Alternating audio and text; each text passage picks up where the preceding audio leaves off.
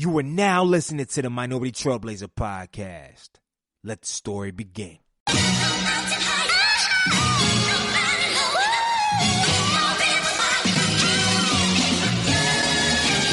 One time for the lovers, two times for the ladies, three times for the brothers, four times for the babies.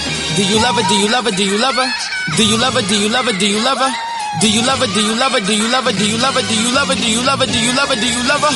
One time for the lovers, two times for the ladies, three times for the brothers, four times for the babies. Do you love her? Do you love her? Do you love her? Do you love her? Do you love her? Do you love her? Do you love her? Do you love her? Do you love her? Do you love her? Do you love her? Do you love her? Do you love her? Do you love her? Do you love her? Do you love her? Brown skin, love her brown skin, love her brown. Brown skin, love her brown skin, love her brown. She my brown skin, love her brown skin, love her brown. She my brown skin, love her brown skin. Hold me down. Welcome to the Minority Trailblazer podcast, and I'm your host, Greg Ehill, the culture change agent. You already know on this show we interview young, successful minorities in a variety of fields to educate, empower, and inspire our current and future generation of leaders. Man, that never gets old. It's been 100+ episodes and counting, man, and it never gets old, man. So today, I'm excited to have my brother on the line, man. I was introduced to him by a guy on the Twitter. He goes by Renewable Rishi, man. What's Rishi's real name, man? Rishi Simha. Rishi Simha. Shout out to the brother, man. Funny story, man. Like, he's been supporting the podcast for a couple years. I don't know if he really listens to it or he just follows me on Twitter and just likes the headlines, but he always retweets stuff, man, comments, and he said, yo, you need to check out my boy Taylor, man. He's doing something great in Alabama. And I was like, Alabama? My brother named Taylor in Alabama? All right, cool. And he followed up and reached out. He connected us, man. So shout out to Rishi, man, for the connect, man. If you're listening now, man, shout out to you, man. I can't even do his bio justice, so I'm not even going to jump into it, man. I'm just going to introduce you, man. So without further ado, I would like to introduce to the Minority Trailblazer audience, Taylor Culliver, to the Minority Trailblazer podcast, man. Welcome to the show. Thank you so much, Greg. Thank you. I've never been introduced quite like that before, so hopefully I can just play this every time I enter a room, and everybody will get super excited. And it's so funny about Rishi. I thought you guys had met before. I thought you had connected. And I thought he knew you personally, but it was so funny connecting with you the first time and realizing that wasn't exactly the case. Yeah, man, it's crazy how that works out. The internet and building a community and all that good stuff. I just love the people that engage with content because I mean, it's crazy. You have podcasts out there and shows with thousands of engagement, listens, and downloads, but nobody will send a message. I'm like, what is going on? So luckily over the years, I have an engaged audience, man. They show love, they send messages, and they make connections, man. So that's for anybody out there, man. If you support something, make connections. They don't always got to be financial. It don't always got to be anything of that nature, man. After this podcast, you see what this brother's about, see what he's building. Even if you can't buy a brother box, you support, call a business, call a friend that has a business that can buy 10 to 20 of them, right? Because I think sometimes we limit what we can do when things we can support. So I thank you for Rishi for modeling that, man, for modeling that. So, what we typically do, we have every single guest that come on the show, man. They give us a quote or a motto they live by and a story about how they apply that quote or motto to their everyday life, man. So Taylor, man, give us a story, man, or a motto and tell us how you apply it. Oh, that's a lot of pressure. But it's funny because I do have one. It's, stay the course. And that's what I kind of use to model my life around, my relationships around, my work, everything I do. It's all about just staying focused, engaged. Like some things are going to get really tough. You'll lose some battles, you'll win some battles. But there's a long, long road ahead, and just staying the course and figuring out the best path forward. I think that's the best way that I've structured my life. And there are so many stories that I could tell, that pertain to that. But I think in general, just using that as a mantra, to lead life through, I think is the best way that I could answer that question. Yeah, I love that. And, but I ain't gonna let you off the hook, man. I need a story though. I need a story, man. Within the last couple months, man, cause that's big. Stay the course. You can apply that to anything in the marriage and, in anything in the business and parenting and being a child. Like, exactly. So what's the last time that you've been challenged? You think the audience get something from that you had to remember, yo, this is my motto I live by, stay the course. Yeah. I mean, I'd say, even with Brotherbox, I think when we started, it was just myself, raising money for these boxes and for the kids in my hometown. And I know we'll get to that story a little bit later, but I came off of that thinking that we were going to be able to raise money for 1,000 boxes in the first year. And it turns out, we've gotten to 500 and we're coming up on the first year anniversary. And so you kind of have to like switch your mindset a little bit. But not get too down on yourself about not hitting that first initial goal, because the goals can always change, right? You can always adjust, and find ways forward. And so just being excited about the progress that we are making with Weatherbox, and realizing that year 2 is going to be a lot bigger and better. And hopefully we get to 1,000 boxes in year 2. I think that, that definitely resonates with me right now and something I've been thinking about a lot. Yeah, man. I think that's really critical. And for all entrepreneurs out there, I think you said something that you probably didn't even hear, right? So originally the goal was 1,000, and it may not look like he's going to reach that 1,000 in the first year, but some people would do it like this, because there's a lot of camp up. There's a big camp of people that when they don't reach their number, they're crying, they whining, they're thinking, man, I should give up, or this ain't it, or I need to change strategy and all this other stuff. But then they didn't realize when they first started business, they started what they were doing to help people. But what about the 500 people they did serve? Like, what about those lives that did get changed by receiving that Brotherbox, et cetera? So I'm glad that you were able to rescope and say, of course, we want to hit our goals. At the end of the day, we want to continue to serve more people. But there's some young brothers out there that got your Brotherbox that lives may have been changed forever. There's some people that saw you start that business that lives could have been changed forever. So let's not let the data and the numbers be the sole driver of it, because at the end of the day, there's a reason why you started Brotherbox, which goes. And God, that's a significant, I'm in the pocket now. That's a significant segue to what is Brotherbox, man. Before we get into your story, man, let us know the audience right now that's tuning in, that's saying, okay, I never heard of Taylor Culliver, man. I'm talking about Brotherbox and doing all this stuff. What is a Brotherbox? How to get started? Go take us down that road, man. Yeah. So, Brotherbox, our mission is to give Black middle and high school boys the advice and encouragement they need to stay focused, care for themselves, lift others up. And I think that most importantly, just like be themselves. And this dates back really to my time growing up, and coming through school and feeling all of the pressures from parents and from teachers and more importantly, your friends. And within that middle and high school, age bracket, you're really trying to figure out who you are as a person. And it's really, you start having your own opinions. You start kind of like trying to figure out what you want to do with your life. And you have so many influences around you that I feel like the hardest thing to do in those moments is to really come back to the center and just be yourself and recognize that, who you are as a person, is enough. And so what we're trying to do with Brotherbox in the form of care packages right now is we put these boxes together. They have book, tie, socks, snacks, hygiene products, headphones, a handwritten note, just lots of stuff that you would find in a care package. And we've given out more than 500 of these boxes to Black boys across the country to date. We've raised more than $15,000 from all of our amazing donors. And our goal really is to create this ecosystem where Black boys can see themselves and see a path forward for them, that's positive, that's bright. And it's not going to look the same across every boy, but all of them have a future. All of them have potential. And we just want to tap into that as much as possible. And so these boxes have been kind of the first phase of really growing that ecosystem out. And we've done some great work and seen the impact of these boxes with all of the kids that have received them. I got a lot of questions, man. But the first thing I want to ask is, when you said be themselves, right? Asking young boys to be themselves. Mm-hmm. A lot of times we gloss over, okay, we hear that, it sounds good.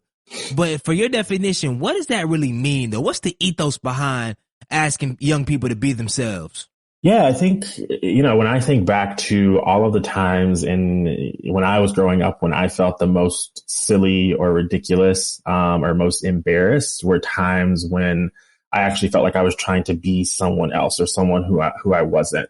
Mm-hmm. And that, trying to imitate a friend, who had a different like style of language than I did, or trying to like do things that were out of character, because everyone else was doing them, or it looks cool to be doing those things in the moment. And I think when I talk about being yourself, it's really about like being proud of who you are.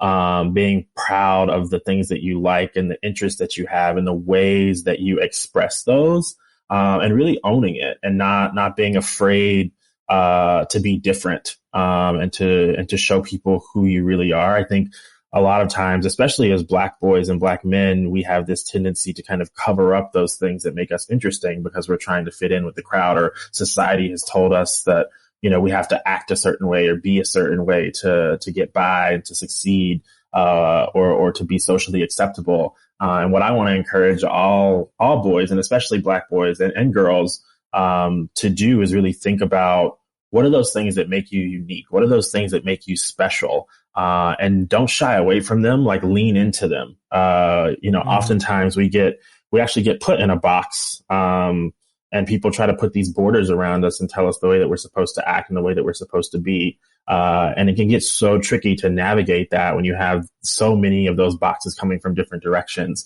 And so it's all about just really like tapping into what makes you unique, what makes you special, and leaning into that as much as possible. No one who has ever been remembered for anything did it because they were being the same as everybody else, And so that's really the message that we're trying to send.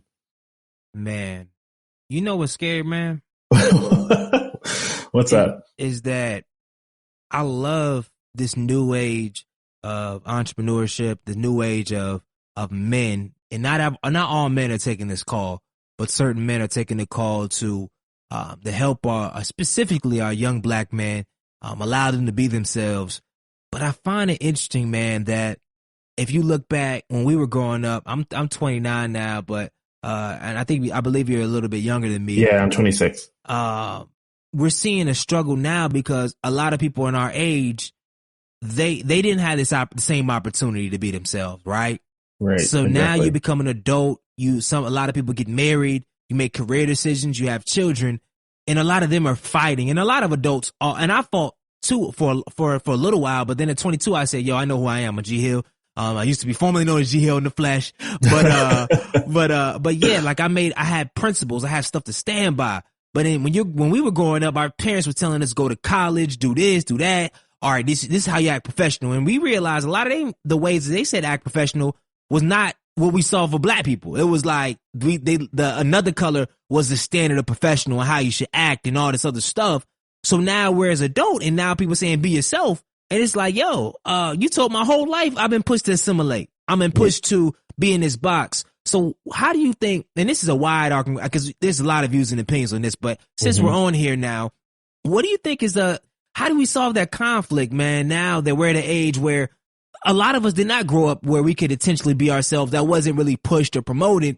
So now we're stuck. We're making grown man decisions, and now we have to find out our own identity, and especially in our Blackness.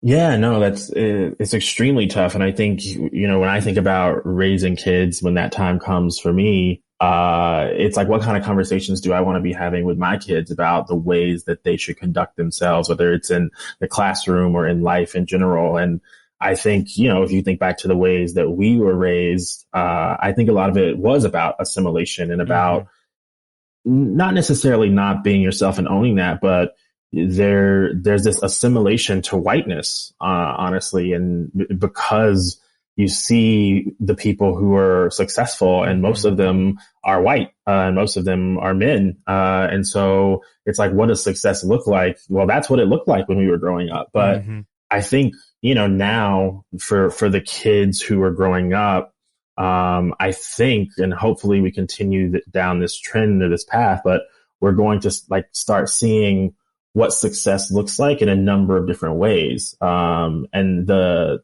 playing field has been not necessarily leveled, but democratized in a sense, to where we're seeing Black creators, Black entrepreneurs, like in a way that I think when you and I were growing up, I don't really remember that being a part of the ethos, And so I think when I think about myself, I think about the opportunities that exist to tell those stories, and tell those stories of Black success and what that looks like, and have it be a number of options for the Black boys that are growing up, and eventually my kids when they start growing up, just being able to see what that looks like across the spectrum. And I think for Black men, right now we are in kind of this weird, it's this weird phase, right? Like, I don't think I'm necessarily, I'd say, above my age a little bit, but people who are coming into their own and are having maybe some identity crises, because we're trying to figure out what all of this means now. I think it's just like generational push. And I think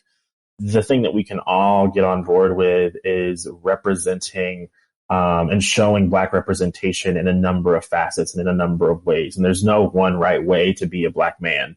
And I think if we can all remember that and just strive to kind of like internalize that and say, I'm unique, I'm my own person.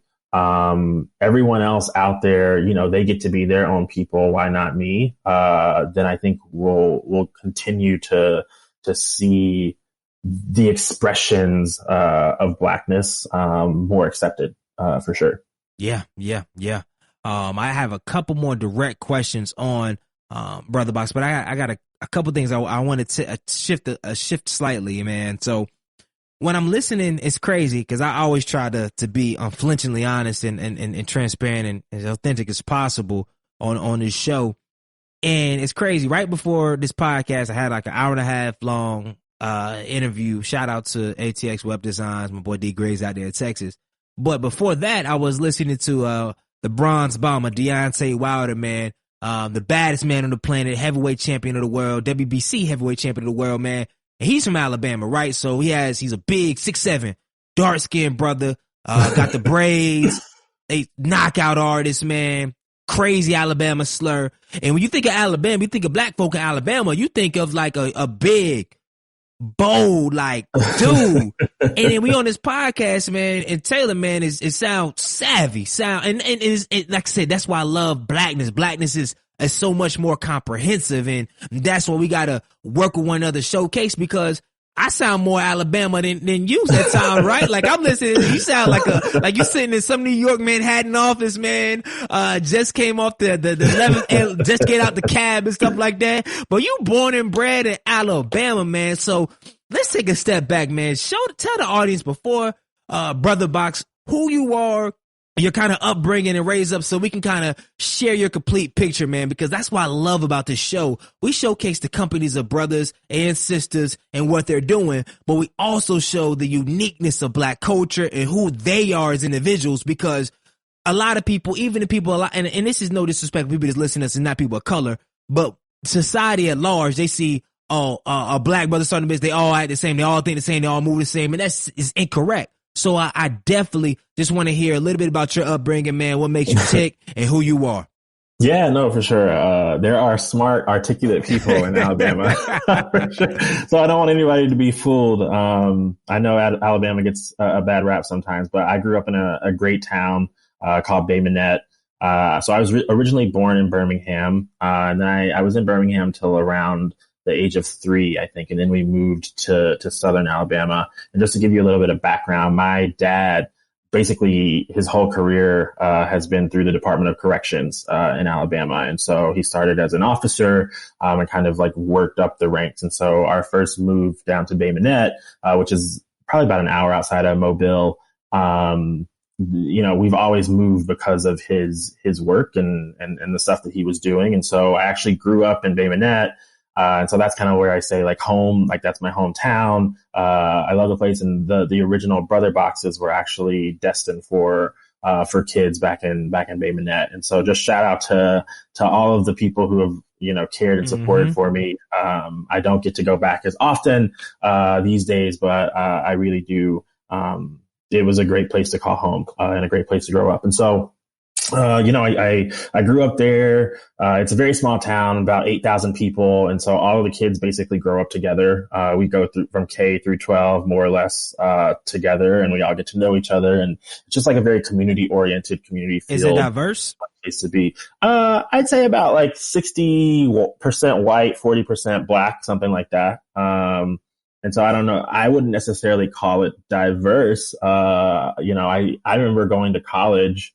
And I feel like that's probably where I met the first Jewish person in my life. Not the first Asian person, but we didn't have a whole lot of Asian people, in Bay Minette either. And so when I went to Penn, University of Pennsylvania, after I graduated high school, that was just like an eye-opening experience to me. And so going from Bay Minette to Philadelphia, which is obviously, I went from being a big fish in a small pond to a very small fish in a huge pond. And my freshman roommates will actually tell you that my Southern drawl and my Southern slang was very evident when I showed up to college for the first time.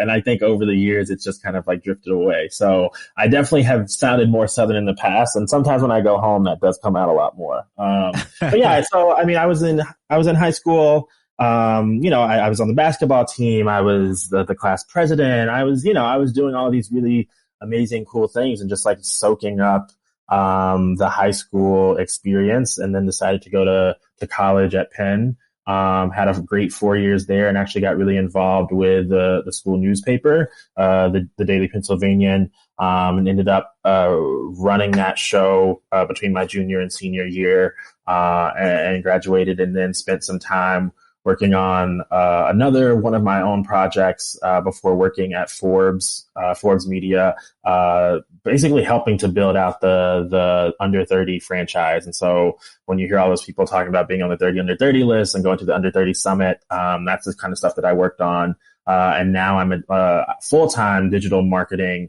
strategist at Polyphonic & Co. And so, I've had so many various experiences that have been so great, but it all really points back to my parents raising my brother and I in a way that I really do give them so much credit, my mom and my dad, for just raising us in a way that we could be appreciative of all of the opportunities that we've gotten thus far, and doing all that we can to sow that back into the community and whatever ways that we can. Yeah, man, that's a phenomenal story. So a couple quick things. One, did both your parents go to college? Yeah, so they both went to the University of Southern Mississippi. My dad is a huge Golden Eagles fan. They have a little tailgating group where my mom and him go back pretty frequently every fall for the football games. So yeah, I grew up in a married 2-parent, household. Both of them went to college. And, the expectation was that we were going to college, too, for sure. Yeah, man. And how did you end up at University of Pennsylvania, man? Like, of all places, was that your target school? Who pushed you towards that lane, man? Yeah, it's so funny. In 9th grade, actually, we did this project, and this is what I say, like, it's so funny when as you're growing up, you can start to like pinpoint things and you can go back to the source and kind of, it all comes together. In hindsight is 2020, but in 9th grade, we were doing this project in this computer class. Miss Wiggins, actually was the teacher, and the goal of the project was to really figure out what you wanted to be when you grew up and the pathway to get there. And I remember taking this, I guess it was like a career aptitude test, that told me that I should be a venture capitalist. Wow. What? Hey, pause. What test? I mean, I'm only 3 years older than you, bro. This said you should be a venture capitalist, bro? Yes, I have no idea what test it was. I can't even remember. No, my test told me I should join the army, and I'm like, bro, the army? And I'm sure you were like, I don't know about this. No disrespect to the army. I won't build for that.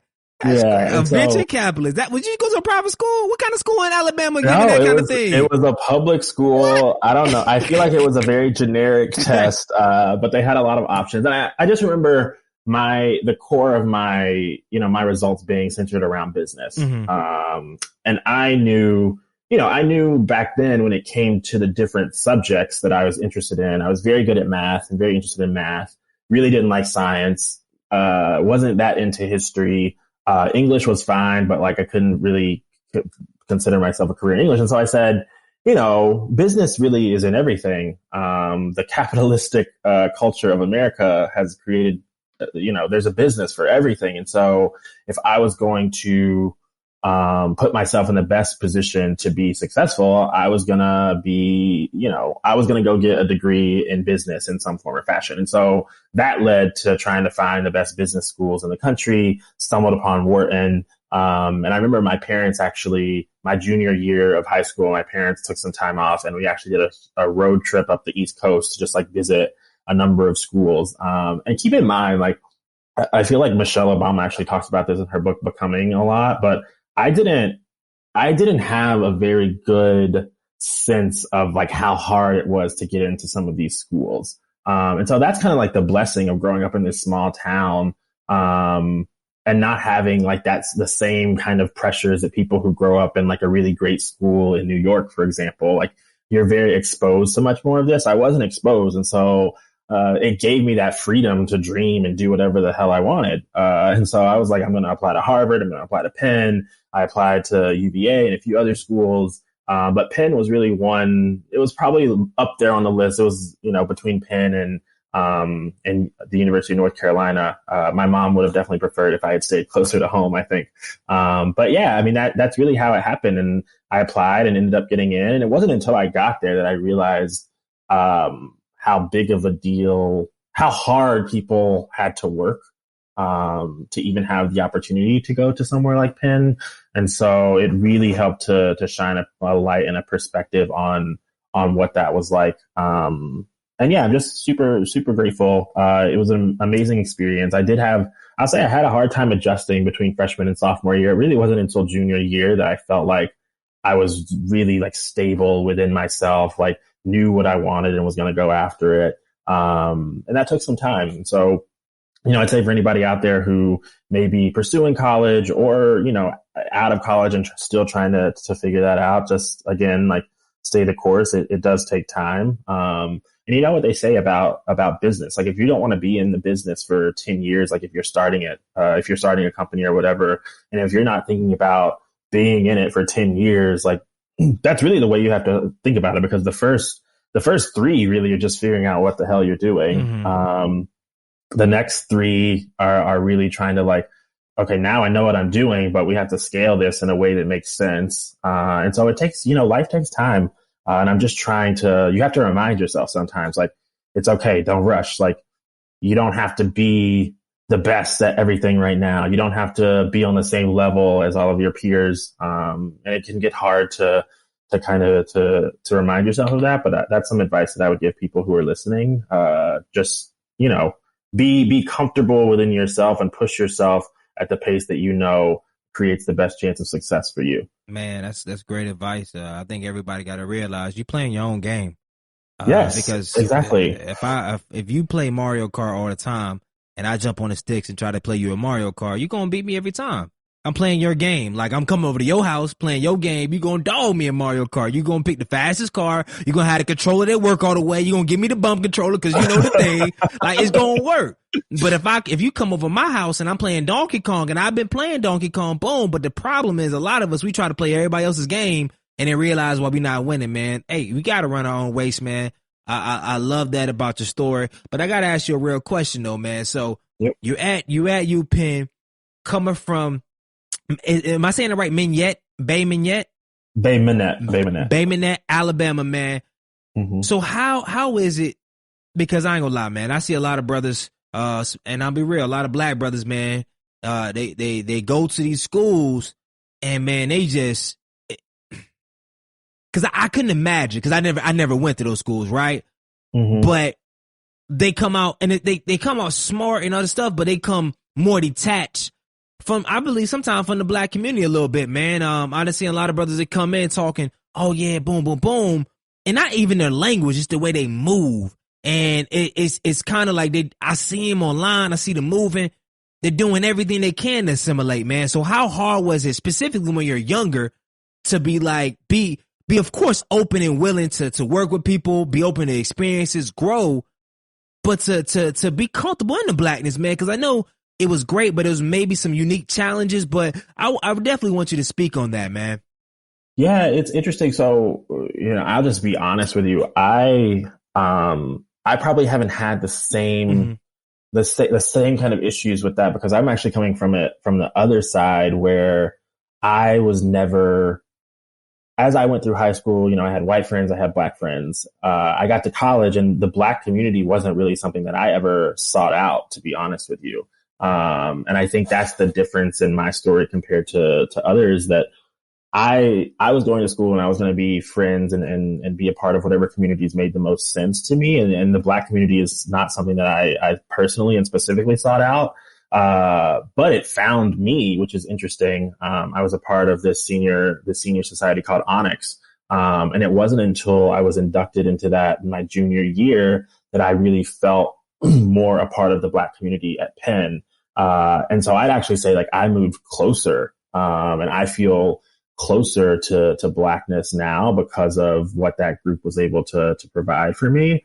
And you know, I think at a place like Penn, having that support system and having a place where Black people feel comfortable, and having groups where Black people feel comfortable to be around each other, like that was super important for a lot of people. And it was important for me, you know, as I went into my junior and senior year for sure. And so I think I come from it from a different angle for sure. But I'd say like all of the Black people who I know, who graduated in my class, who went to school with us, I didn't really get the sense that they were trying to shy away from the Black community. I got the sense that they actually wanted more, because you're in a space where, quite frankly, like you're surrounded by mostly white people. And it's tough and it's hard. And half the time you feel like you don't even belong. And so, you know, I think those communities are very important, regardless of whether you went to an HBCU or an Ivy League or a state school or another private school out there. I just think like finding those spaces where you feel comfortable, and especially like as a Black person, like being able to surround yourself with other Black people, just like I would always encourage finding those communities. But yeah, I didn't go into college seeking that out. It kind of found me, and I'm grateful for it. Got you. Which brings us to back to Weatherbox, right? So why was it so important for you to specifically look to uplift and aim your product and your brand around Black boys specifically? Yeah. Because it could have been easy, because you know the game, you would depend, it could have been easy to say, okay, I wanted to make this for all young men and all this other thing, but why did you specifically do that? I'm going somewhere with it, but I just want to hear from your take, man. Why was it so important to keep it that linear? Yeah, no, for sure. I think, you know, this is a question that we get from people a lot, is why not all boys? Like, why is it just Black boys? Like, why does it have to be about race? And the answer to that question is Black boys have a very unique life experience when you're living in this country. Just as, you know, Hispanic boys and Asian boys, and we like that intersectionality is important. And so when I was creating this, it was specifically for this group of boys. I'm building a community for a group of boys who have a very unique and kind of like specific life experience. And that's not to say that they're the same across all of the Black boys in the country, but there are some things that are very unique to Black boys and Black men that other people aren't affected by. And so it was important for me to tap into that, because that's what I feel the closest proximity to. And so, yeah, that's why, you know, when I think about, you know, why Black boys, or when people ask like, why is it only for Black boys? It's really because, you know, we've lived a very unique experience, and I'm trying to tap into that community and that experience to help them level up, and equal or level the playing field, you know? And so that's kind of the way that I think about it. There's never been any kind of like malice or anything towards anybody else. And I'm hoping that we can expand to Black girls for sure. Cause I really do feel like Black women are the backbone of the country and of progress and everything that we do. This was really just, you know, this was what I knew. And this is what I could resonate with the most and kind of like tap into from an experiential standpoint. And so this is what we're starting with. And I do think it's important that Black boys feel like they have something for themselves, because, you know, white boys have the same thing. Yeah, man, I respect that 110%, man, for those that ask why, but you know, and it takes to being a Black male to know from all aspects, the stuff that we have to deal with on any front. You feel me? Like you probably lived through it at one point. Sometimes you're not Black enough. Sometimes you're too black. It's like you can't win. It's like, man, whoa. Exactly. You're straddling the middle. You're trying to figure that shit out. And you're like, what? Like, I don't like, who am I supposed to be in this moment? Like, it's so difficult. And so, yeah, like, you know, those are experiences that other people just don't have to go through. And so that's what this community is about. It's really about focusing in on them and making them feel special, and making them feel loved. And I really do think there's enough love in the world to go around to all the boys. This just happens to be my focus right now. Yeah, man. On that note, I got a couple more questions on Weatherbox, but it's interesting since we're in this spot right now. Question, man, what do you think is going to be, is there anything that can solve? Because right now, so let's think about even in the middle school, right? In middle school growing up, there was, and I went to predominantly black middle school. Shout out to Neal Middle School in Durham, North Carolina. It was the smart black kids. There was the black kids that was in gangs. Funny guys. It was a lot of us, but unfortunately, smart black kids, and when I say smart, I'm talking about book smart. So for all my people out there, I'm not saying that you have to be a straight A student and be a smart, but I'm saying in reference to school, it just, cats didn't really ride like that. It wasn't really a shared culture. It wasn't that. So what do you think in school system, outside of course, the school system's just all buying brother boxes, right?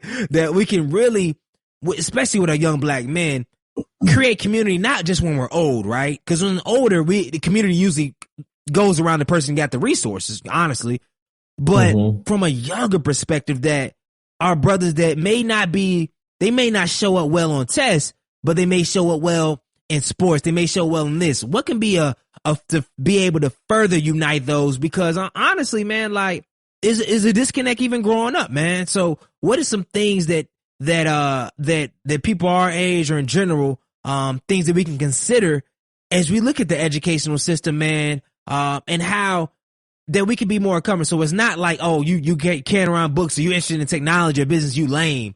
Or if I like this, because you probably felt some of that energy growing up, or saw it, not felt it, but saw it. But how can we all kind of get along better from that perspective? And I don't know. Hopefully my question makes sense. Yeah, and definitely experienced it growing up. I was the book smart black kid, and other people were like the athletic black kids, and I got called nerdy, and I talked too proper, and all this stuff. All of the usual quips when you're not exactly like everyone else. And so I think it's important for the people who are working within the education system. And so this isn't even about the students themselves, but if you're working in the education system, which I know there aren't a lot of resources out there, but it's really trying to tap into and recognize what makes each individual student special, what they are gravitating towards. And if we can start to structure our education system around identifying those things early, and helping students lean into those things that make them special, I think that's the first step. And the things that they're truly interested in. A lot of times we get pushed down these paths into very like standard, rigid, kind of structures. And quite frankly, like, life is just a lot more flexible than that, and so everyone isn't going to college. Everyone isn't going to be a star athlete. Like, everyone, there are so many options out there for what we can do with our lives. And I think we have to start structuring the education system around helping students recognize that. So I think that's the first step. And I think when students recognize that there are all of these options available to them, and we're trying to gear them towards the path that we feel like resonates with them and fits with them the most, I think that then allows the students who are in those communities to be more open and accepting of the differences and of people who want to take a route that isn't the norm or isn't in line with the way that they're thinking about things. We have to be a lot more open-minded about what's out there and what's available. And I think that, I think there's a broader conversation here about just like representation as a whole. And I think when we're talking about the Black community, we have to see ourselves represented in all of these different outlets. It can't just be primarily like entertainment, media, and athletics. Like, that those aren't the only paths for us, even though that's where we see the most Black people when it comes to pop culture and stuff like that. And so I really think we have to, it's a broad layered approach, and we have to approach it from a number of angles. But I do think it's really, really important, if you're an educator, and this is just coming from someone who was a student before, and who was in that. I don't have a lot of knowledge about what it takes to be an educator, and props to all of the teachers, because I know that it must be super, super difficult, especially with the lack of resources. But the more we can really be individualistic with our teaching and with the resources that we're doling out, and help kids to understand all of the options and paths available to them, and that's not always going to be college. That's not always going to be athletics. Maybe it's trade school or who knows what. I think that would be doing a great service to especially the Black kids in school. Yeah, you hit it on the head. I think you said something key though, and this is for all the audience to resonate with. For those that are not in an educational space, I think sometimes I think our generation is winning on the representation part. But I think if they could take a page out of your book, is we're at this place now where I don't think representation is enough. I think you represent, but then you activate. And Weatherbox is activating. Like, you're representing. Okay, you represented just being a Black person at UPenn. To be honest, you represented. You done your job. You went to an Ivy League institution. You got a great institution, man. You made us look good there. But then you activated and took a step further and said, not only with a full-time job, but I still have to do this for my people in my hometown starting, and now it's growing and whatnot. But it's not just enough to be in the room, but when you're in the room and you're not advocating for people of color, if you're not looking out for us in there, then why the hell you in the room? Like, I see a lot of cats like you in the room now, but you letting them, you look at what's happening on, what happened with the bribery cases for college admissions, right? And then you look at like behind the scenes, TPG, the people who are in front of TPG, the consulting firm, one of the biggest conglomerates. This is what the main leader, that dude, a white male dude, was the same dude that was pushing conscious capitalism and all this stuff, right? So you're pushing this, but on the back end, you're doing all this stuff.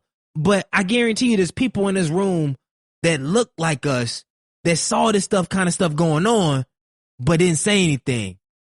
And it's like, we cannot just be in rooms anymore. We just cannot be venture capitalists. But when we are rubbing shoulders with all these people, let them talk bad about our people. Let them say anything else because, hey, you don't want to check this guy because he got a big bag. And if you say, hey, man, that's not right. Oh, now all of a sudden you don't got 10 million for your fund. So you're just going to let it ride. And so we can't live like that. But on a positive note, let's jump into Brotherbox. So how did you decide and your team decide what's actually going to go into the Brotherbox? I'm interested to know. Yeah. And so when I was building the first box, cause this concept kind of came to me, out of a number of ways, but when I was conceptualizing the first box, I kept trying to tie things back to like different like meanings. Right. And so, putting a book in there because it's important to read every day. And like, if you look at the statistics, kids who read and like throughout the summer, even when they're off of school, have a far greater advantage when it comes to reading level and learning aptitude. And so just like considering how important it is to read, when I think about the pocket constitution, like being civically engaged and active and knowing what's going on, not even like from a global or a country level, but in your own community. And in the back of that constitution is actually, a know your rights, kind of like laundry list of, things that you should be aware of if you ever get stopped by the police, which we know, is a big possibility when you're growing up as a Black male. And so,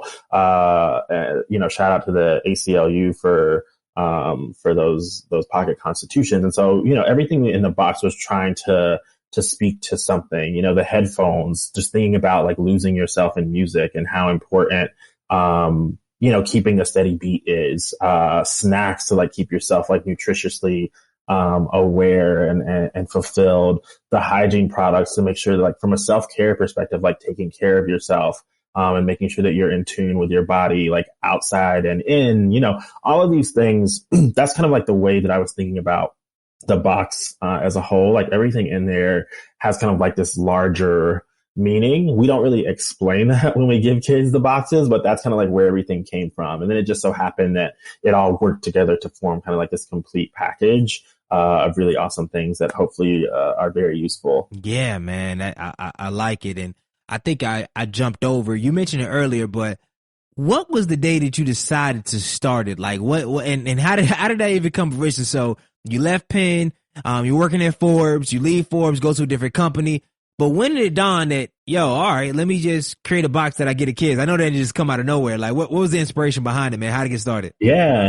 And so, I mean, I'm sure a lot of us have this this same kind of story where Donald Trump gets elected, and then I was teaching high school at that time. It was wild coming back in, bro. And you were probably like, how the hell do I go in this classroom it was the weirdest thing ever. and teach when, it seems like the world's falling apart at this point? So I remember the feeling that I had after that happened. And I think we were all kind of like in this moment where, what are we going to do? We have to do something. We have to activate in some way.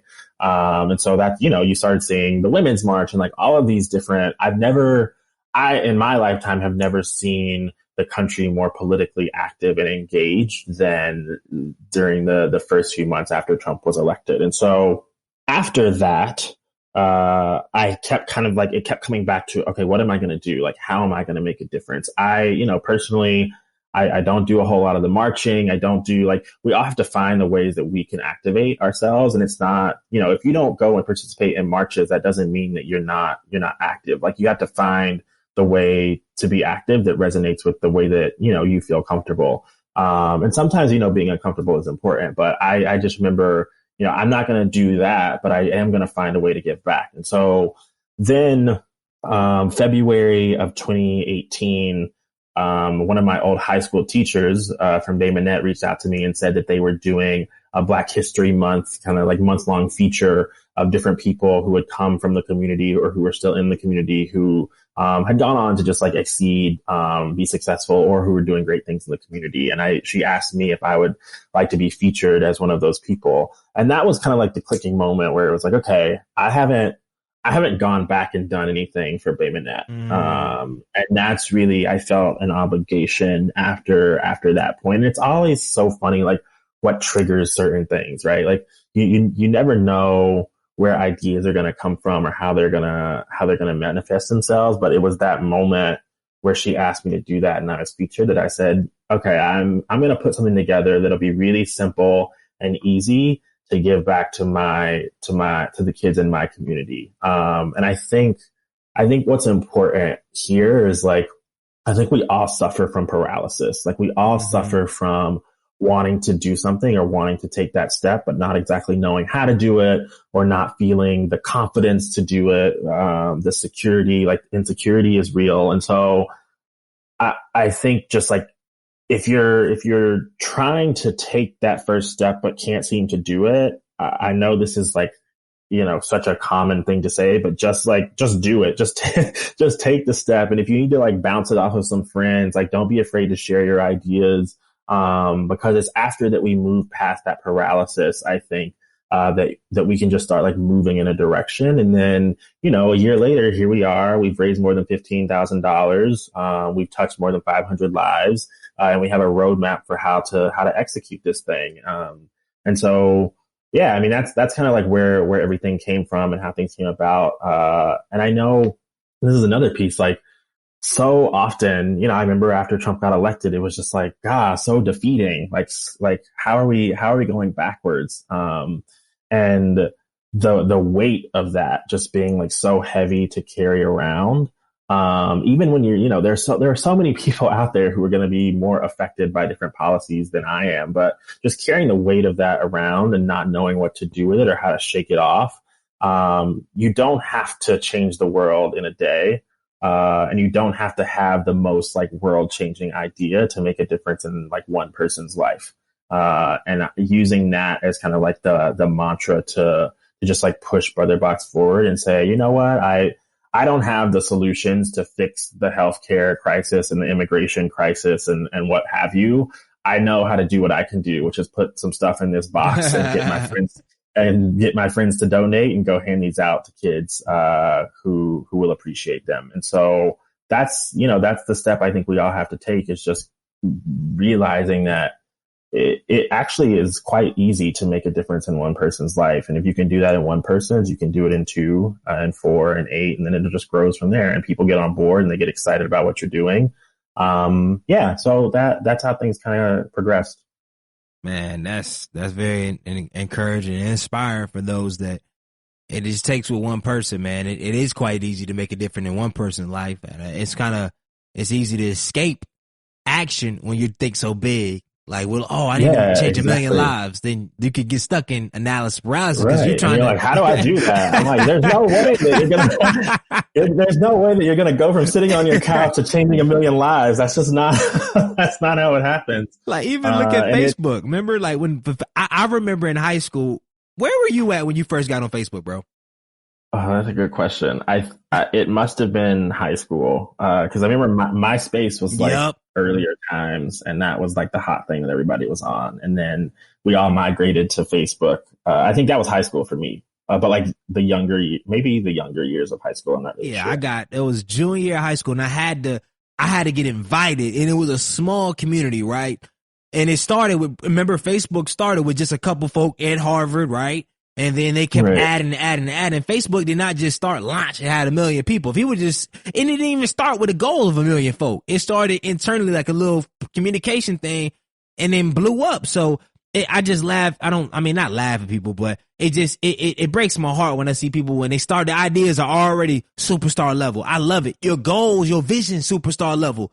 But let's think about, all right, let me control my city, man. Let me control my household, like my state, like my block. Like, let me sell my lemonades on my corner first before I said I want to go all in every storefront. Because then when you get to the storefront, I can go, actually, let me not go left real quick.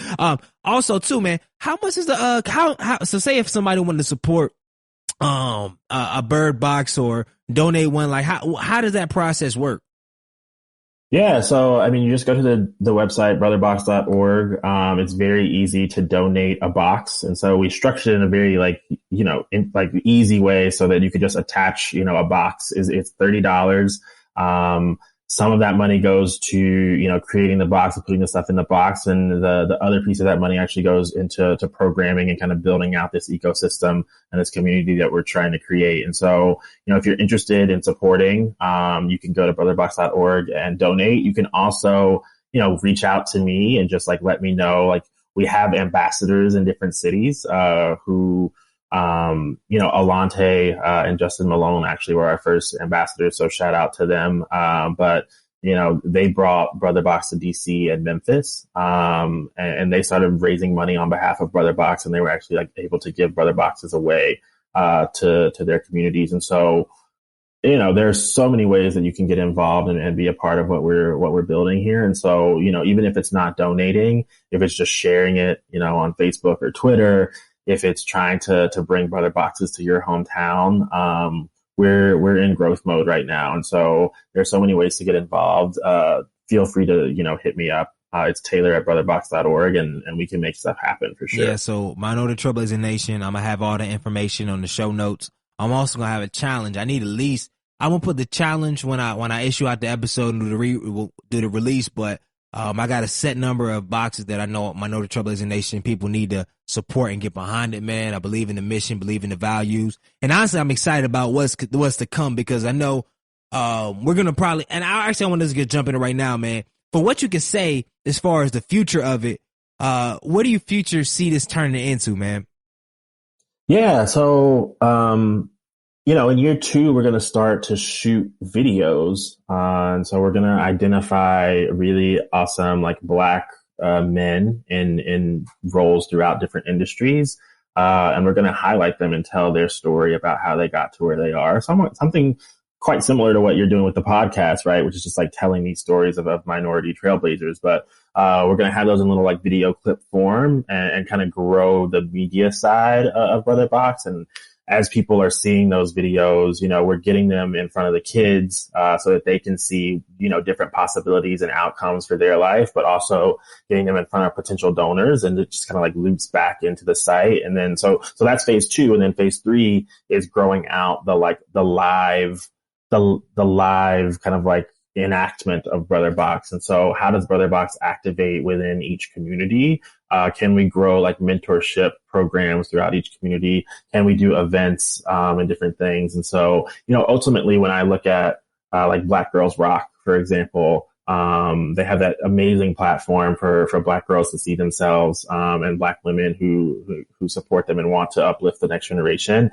I really want Weatherbox to be that for Black boys. And so I'd say, 5-10 years down the line, if we could host this kind of amazing event with entertainers and Black, game changers throughout tons of industries, and just have a ton of Black boys there to see that magic and kind of like live that Black boy joy, that would be the dream for sure. Yep. So I'm excited to see where it goes. Before we enter rapid fire round, I just got one question before we enter our fast change and we wrap it up, man. I know we talked before the call, man, that you're 26 years old and you're married too, man. So quick thing, man, how long have you been married, man? And what's the keys to getting married young, boy? I always tip my hat, man, to maybe I see a correlation, man, but it's like my brother Quentin Harris, shout out to Quentin Harris from MIT, Dorian Dargon, MIT. A lot of brothers I know that they be going to these up north schools, man. They get married early, man. I see my HBCU brothers.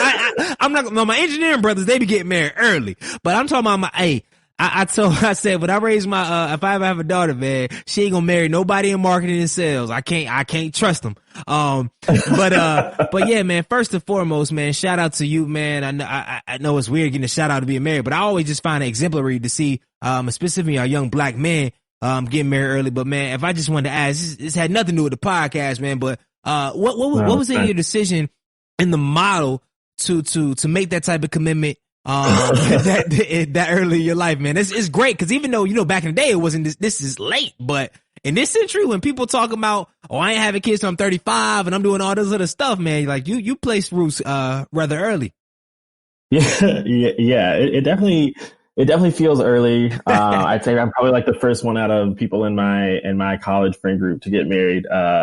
If anyone knows me, they know that I love my wife to death. And I will do anything to support her, and encourage her and uplift her. And she, will do the same, if not more, for me. And so, I'm not going to get too in depth into our relationship and how things unfolded, but, I say the moment when you kind of realize that you have a partner, who will go to bat for you in ways unimaginable, like in ways that you can't even think of right now. But down the road, she's going to be there for you. She or he is going to be there for you. I think that's when you kind of know, like why am I wasting time? Like if I have the opportunity to spend as much time with this person as possible for the rest of my life, like I don't need to wait until I'm 30 or 35 or 40. Like I can do all of the things that I want to do and accomplish all of the things that I want to accomplish. And I'm better for them because she's by my side, and she's doing her own things, right? And I'm doing the same for her. And so having that equitable partnership, and just like playing off of each other, she's, my number one fan. I'm her number one fan. She's my biggest supporter. She's the one who's here helping me put boxes together into the wee hours of the night, right? Like I can't say enough about just like the support system that she provides, the love and encouragement. And I don't know why anyone wouldn't, I would never, it's not an age thing, right? Like if you have that, like, I don't know why you wouldn't want that. And so to me, it was never like, oh, I'm too young or, I don't know what can I do all the things I want to do if I quote unquote, like settle down now? Neither one of us feels like we've settled down at all. And we know that we have so much life to live and so many things that we both want to get done. And I think, we both realize that we make each other better, and I don't know what more you could want. And so shout out to Nina. I love her. she's the love of my life for Man, sure. that soundbite is a phenomenal PSA segment to, seriously, I say that seriously, man. Like I wish I would have heard that 5 years ago. You feel me? There's nothing. And of course, I know all my brothers that have been married for a while, like, he's probably been married for a year and a half. Just wait. He won't be, but like, hey, nah, bro, don't keep that energy over there, right? Like, keep that energy over there. Cause I already know, like, oh, that brother, nah. Keep that energy over there, man, because I think we need to hear more of that in the culture. You feel me? We hear a lot of messages about, nah, man, you got, like, I love hearing messages like this because I guarantee you're not the only one that has the sentiment as young. You're not. So we need to hear just as much advice from the old school brothers like, yo, man, you need to blah, blah, blah, blah, blah. We need to hear just as much advice from the other end of the spectrum that's like, nah, man, I'm loving every single moment. Why would I not? Exactly. Yeah. And like we said, like everybody's on their own timeline and do what makes sense for you. But for me, it was, the timing, everything was just perfect. And I cannot complain one bit about my time with her. Yeah, so. I know my girlfriend's gonna be listening to this episode smiling ear to ear, man. I already know it is. Man. You just set me. She's like, when you pull out the ring, man, you done open it all the see. Yeah, everybody's gonna kill me now. They're like, God, they're like, this guy, get him off. But hey, this is a great question, man. I wanted to ask. What has been your proudest moment thus far with Weatherbox, man? And if you can point to a story or a situation that really is like, yo, this is why I do it. I went back to speak recently, actually, at my high school for the Black History program. I was a keynote speaker, and afterward, I got a chance to sit down with about 40 kids in the library and just talk to them about different challenges and things that they were going through and ways that they were feeling about life. And I gave them all a Weatherbox before I left, and leaving and getting messages from teachers, some of my old teachers, about how much I had impacted them was probably the most special moment to date. And like literally like photos the next day of the kids wearing the ties and the socks that are in the boxes. And there's just like, there's no better feeling than being able to go back to where things started for you and seeing the impact and the difference that you can make. That was probably like the most special moment to date. Mm-hmm. Man, and what has been the most challenging moment that you've overcame working with Weatherbox to date that you're willing to share? Yeah, that's a good question. I think we're still really trying to figure out not only like the distribution of the boxes and the best ways to get them into the kids' hands, but just that this fundraising piece actually is really hard. It's not easy to raise money. And I'm kind of like tapping out my own networks, right? Yeah. And so that kind of expansion and getting ambassadors on board who want to bring Weatherbox to their city and bring their networks into the fold has been the most challenging part to date. But we're definitely figuring it out. We have some plans that we're going to start putting into play in year 2 that we think will make that easier. So if anybody out there hears this and it's resonating with them and they want to help us raise some money, that's definitely a challenge that we have. And that's the only way that we're going to keep growing. And so we're just working through some of those things right now. I will also, use this moment to say, starting this and having a select group of people who I know that I can go to ask questions and to help kind of like guide my path has been super, super extremely helpful. And so, my parents, my brother, my wife, and also this little like group of friends who I've kind of like cultivated to say, I want your input. I want your advice. Give me your takes, and being able to just like hit them up whenever. They've been super supportive and so helpful in kind of like guiding the path for what we're building. Yeah.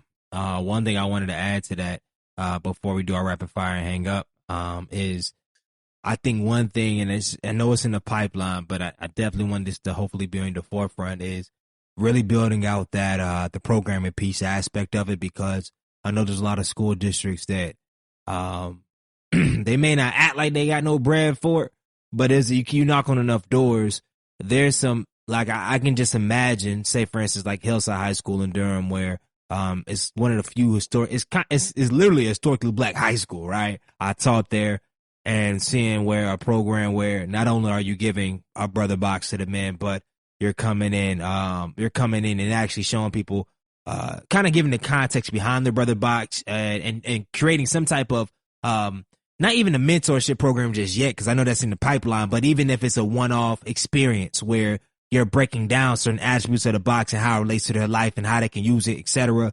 I know that fundraising is huge, but and I don't know if that eventually is going to be a for-profit model for the site, or you can roll it into that, but I definitely think that could be done sooner than later. And with that, there will be a lot of folks that be like, well, we don't have the budget for that, but you keep knocking on enough doors.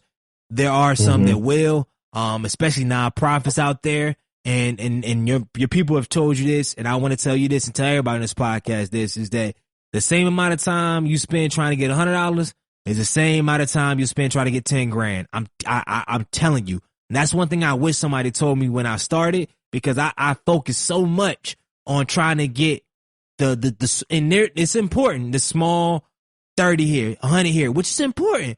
But then I realized that, hold up, it seemed the same as that effort, sometimes less, to get more money. And I'm like, what in the world am I doing? Like, I was grinding. Like, I'm talking about, I remember when I first started speaking, I was doing all this to get like $150 gigs. And then now we're doing $4-5 grand for a 30-minute show. And it's like one call and it's like, we good. I'm like, what? No. They make me want to go back. Like, what you I had to get a background. You're like, I haven't worked as hard for this. Like, make me work for it. Yeah, no, for sure. We're going to start doing some corporate outreach soon for sure. And making sure that we're allocating resources accordingly. But no, that's a super great lesson, because you're right. The amount of time that you're putting into either of them is the same. And one obviously has the bigger rewards. Oh, that's because at the end of the day, man, you want to have your time. At the end of the day, you love pitching people, all the stuff, but creating boxes and really building with the brothers and really spending time on intentionally building that community. As you've seen with Forbes, how they've been able to build community and build summits, etc.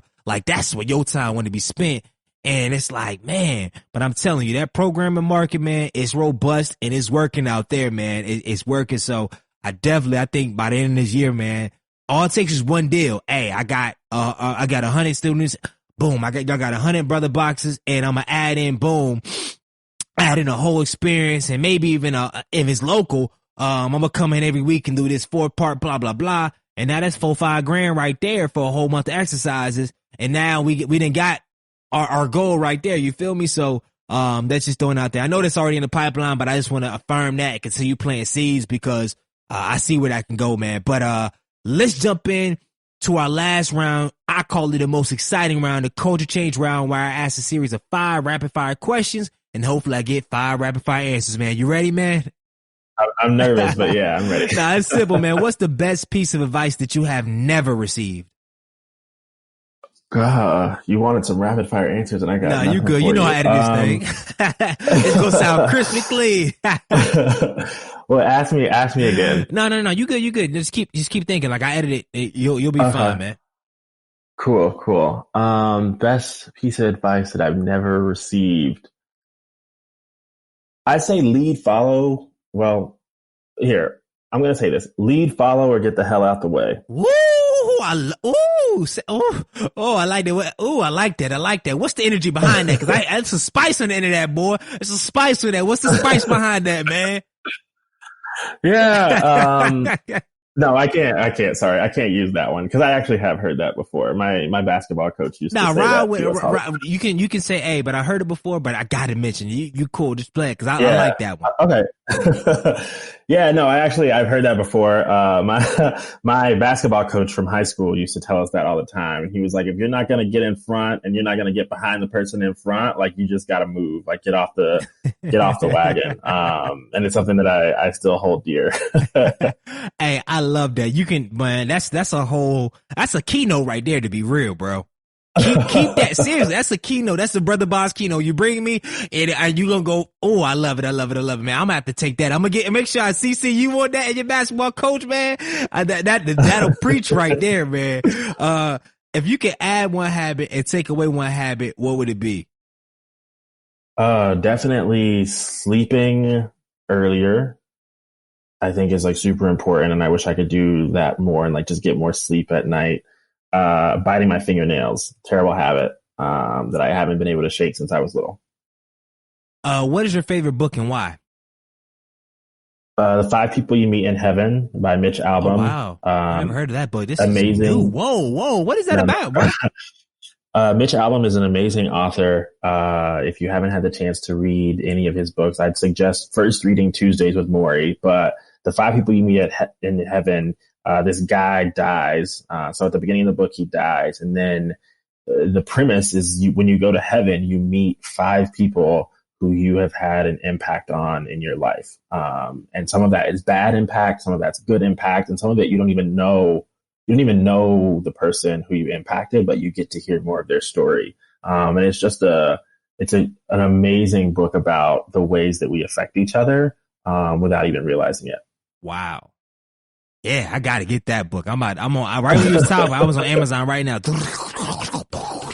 It's such a good book. Such a good book. Yeah, man. That's definitely. I'm gonna have that in the show notes. Next, last. Oh, look, goodness gracious, he didn't throw me all off. Now I got excited. That book, it just sounds so deep, man. Goodness gracious, boy, it make you want to rethink everything, yo. What is your biggest fear? My biggest fear is not accomplishing the things that I want, or in a better way to say that is not feeling like I've lived up to my potential. That shakes me in the middle of the night when you're like, am I doing enough? Am I far enough along? Like, am I where I need to be? Or am I wasting my time? Those are the things the questions that keep me up at night. It's all to do with, am I on the path to being as successful as I can be and fulfilling my potential? That scares me a lot. And if you were the president of the United States, what is the first thing you would do? One day, Culliver 2040. Just watch out. The first thing that I would do, oh, that's a good question. I would probably take